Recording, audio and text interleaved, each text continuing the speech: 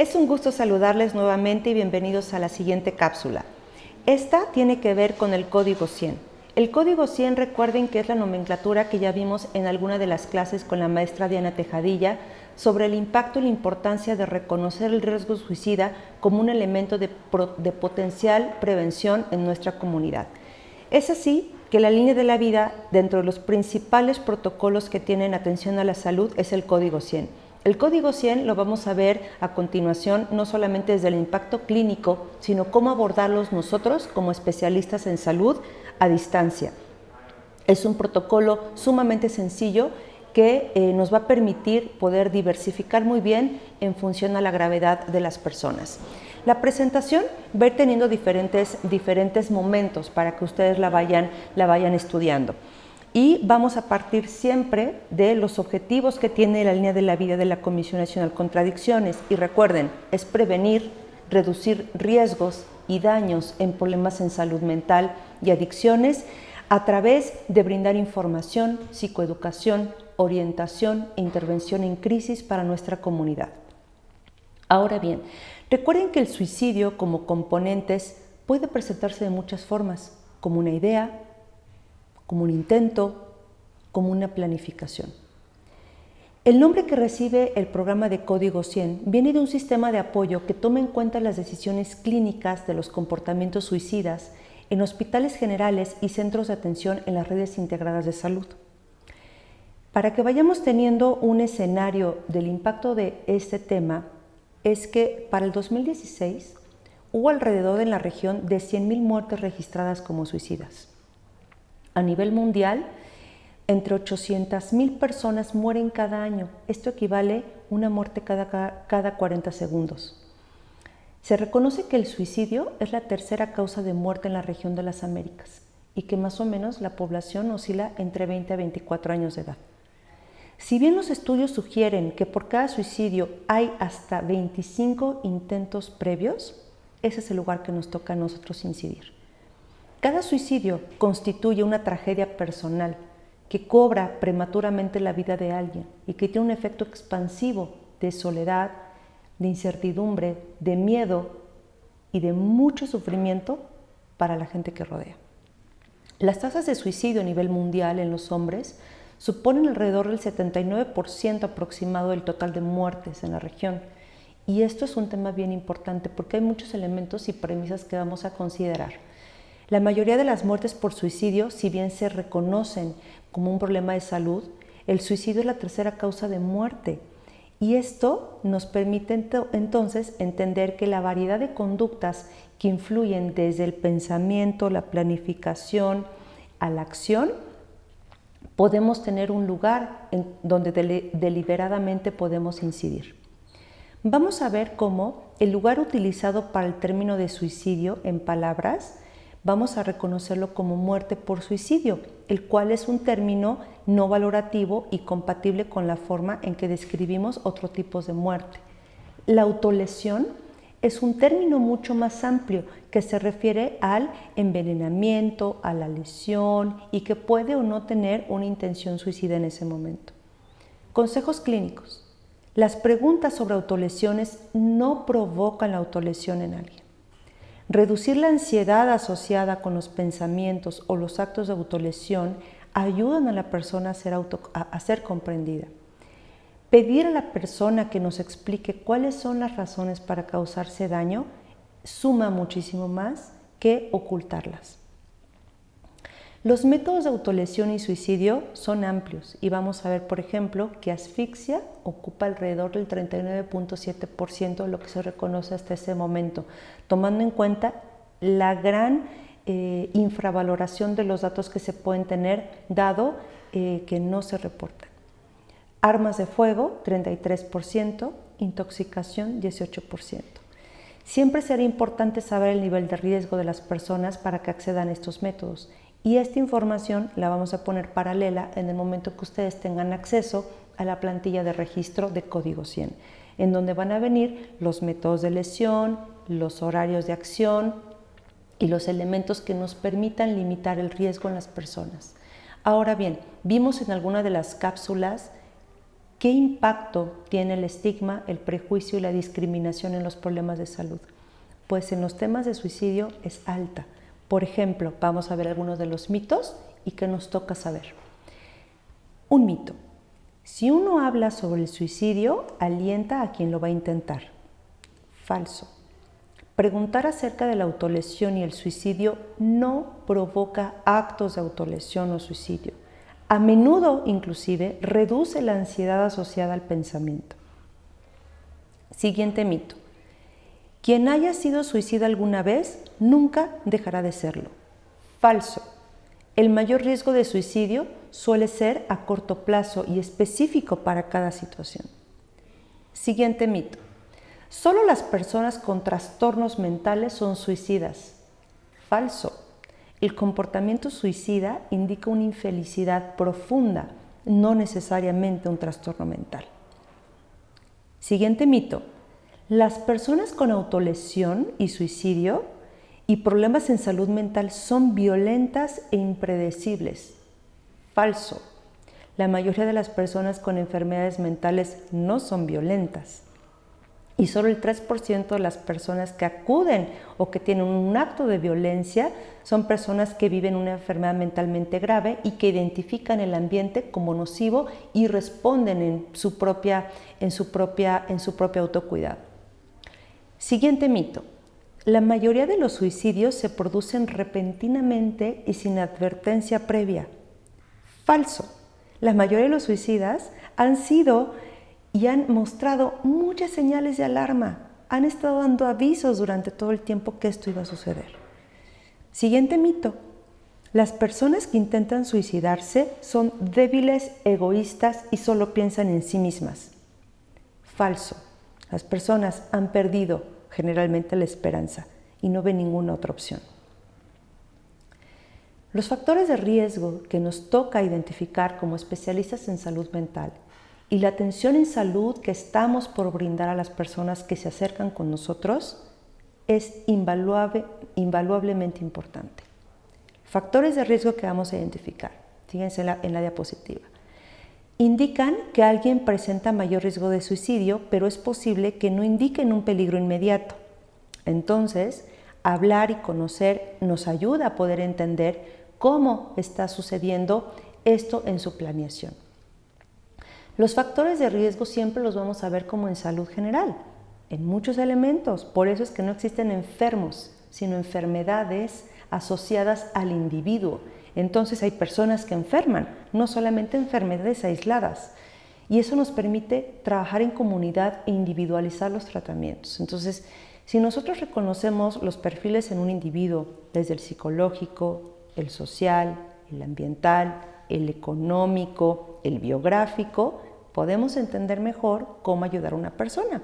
Vamos a ver algunas asociaciones en las siguientes diapositivas asociadas al individuo como un factor de riesgo para el suicidio. Pérdida espontánea, ¿no?, del lugar de trabajo y económica. Un intento suicida anterior. Antecedentes familiares de suicidio. Consumo nocivo de alcohol. Factores genéticos. Dolor. Falta de esperanza. Son algunos de los elementos que podemos reconocer, si bien no determinantes, asociados. En nuestra sociedad, ¿qué más nos podemos encontrar?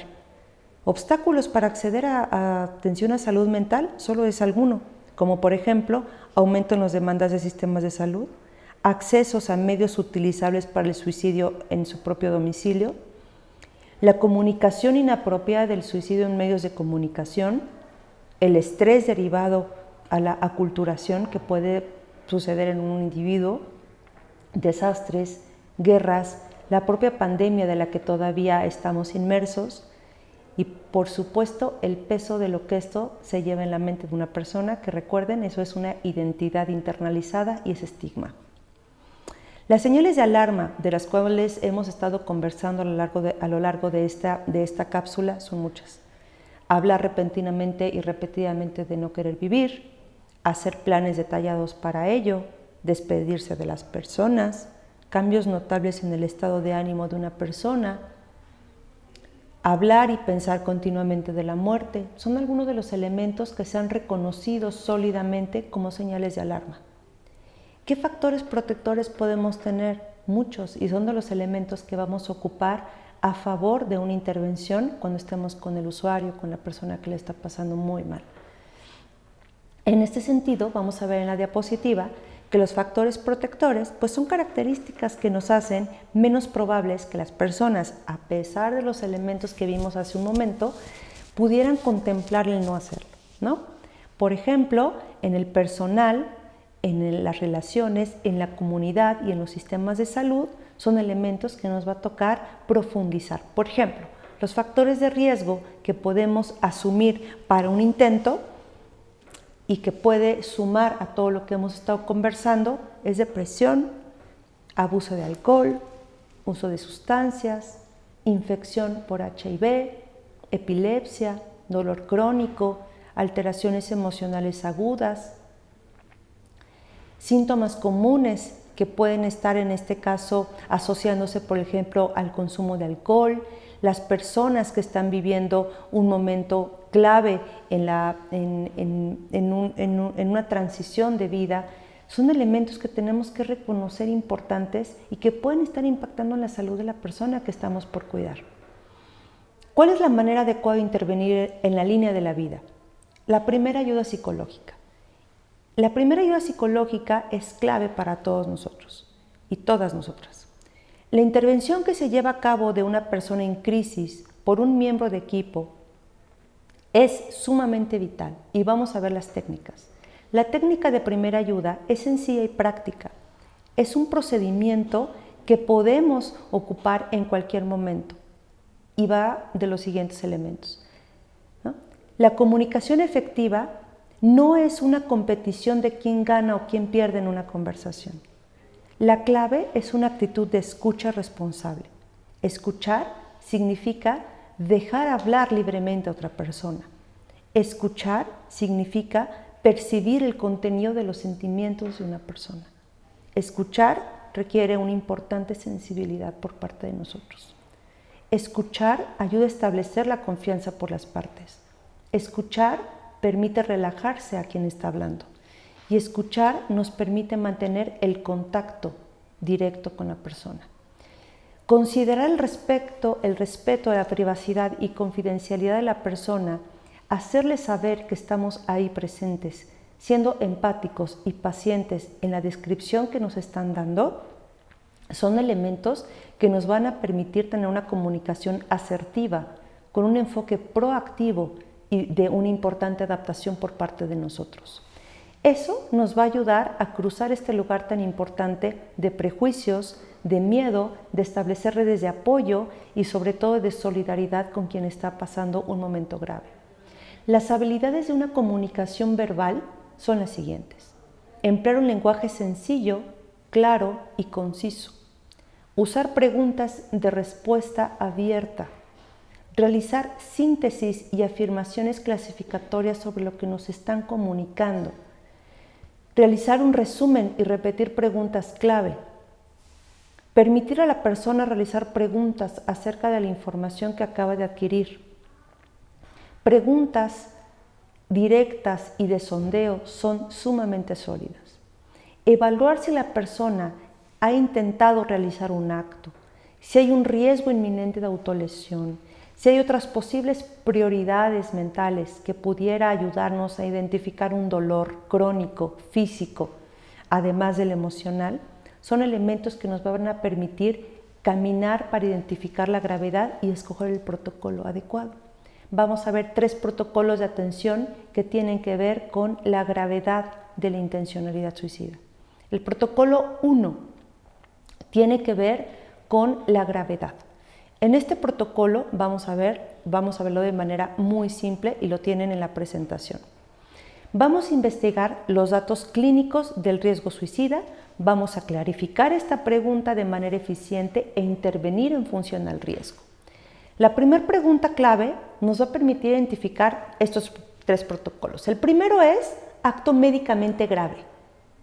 El siguiente es un riesgo inminente a una autolesión. Y el tercero es un riesgo de autolesión. Entonces, ahí va las preguntas que nos van a poder ayudar a poder caminar en esto.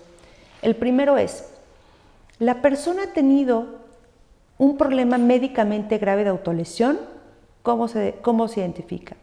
Determine si hay evidencias de autolesión o signos y síntomas que requieran un tratamiento médico urgente. Por ejemplo, si la persona está envenenada, intoxicada, si hay sangrado o pérdida del conocimiento, son elementos que nos permiten entender que estamos frente a un acto médicamente grave de autolesión y es el protocolo 1.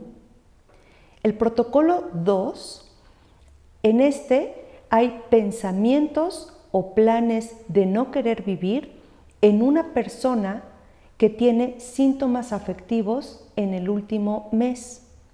Y el último protocolo es la persona efectivamente tiene planes, ideas de no querer vivir y no tiene ninguna afectación en ese momento en salud mental. En este sentido, vamos a poder trabajar en el apoyo psicológico de primer momento. Este apoyo psicológico tiene 5 elementos importantes a considerar. 4 acciones en una misma acción. Realizar contacto psicológico, analizar las dimensiones del problema, explorar las posibles soluciones de acuerdo a la realidad del individuo y poder iniciar una acción concreta son elementos que nos van a poder ayudar a tener un primer auxilio psicológico en ese momento con la persona. Si durante ese momento nosotros identificamos que ocupamos uno de los protocolos, en ese momento podemos inmediatamente llevarlo a una intervención psicológica breve. Esta intervención psicológica breve tiene 8 momentos en que va ocurriendo. El primero es a las 24 horas, en el cual vamos a favorecer el autocuidado de la persona a través de una adecuada psicoeducación de lo que es el riesgo suicida.